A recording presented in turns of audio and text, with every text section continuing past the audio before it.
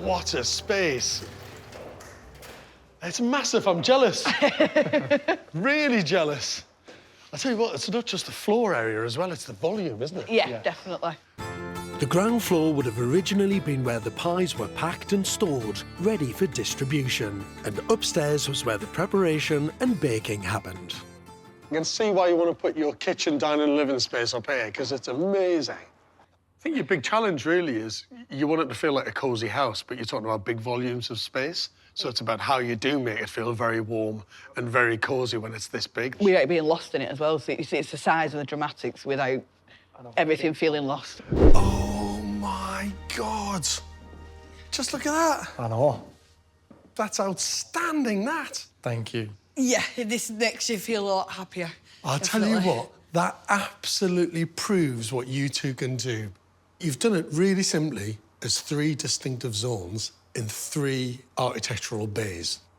You've got kitchen in one bay, dining table in the central bay, and then the living room in the 3rd bay. And everything's perfectly aligned with the trusses and the central ridge line. It is exactly the way I wanted It's a dream house, isn't it? Yeah. One thing that you've always said, Sam, is that you want it to feel cosy. And it's hard to do that in a big open plan space like this. It is when you want to keep it open plan as well, so that's obviously why everything's big. But you have kept it cosy.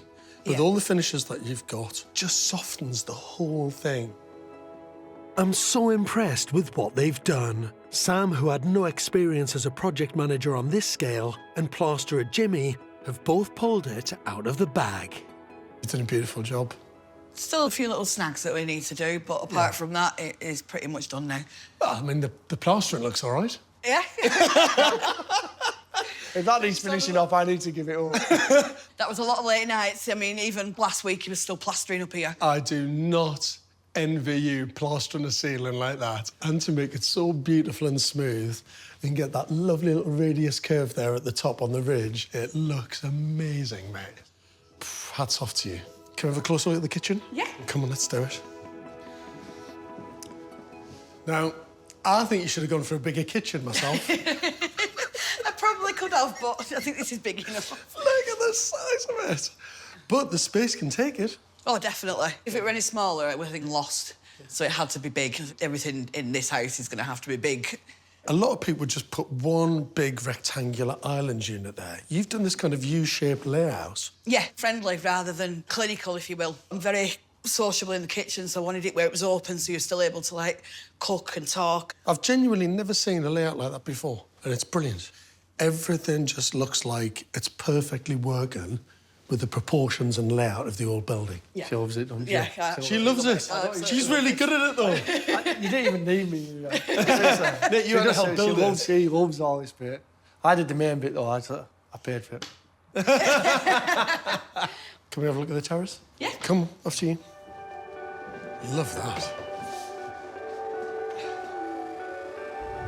Beyond the windows of the factory, Sam and Jimmy spotted huge potential in their flat roof.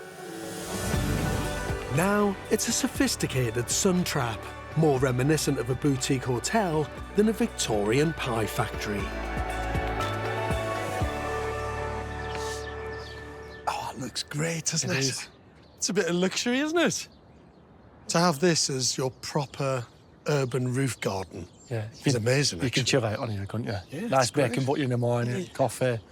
I tell you what, it's like being in a oasis up here. It is really lovely just to sit out here and just relax. I can picture you both now, cocktail in hand, Yeah. barbecue going. Happy days. Definitely.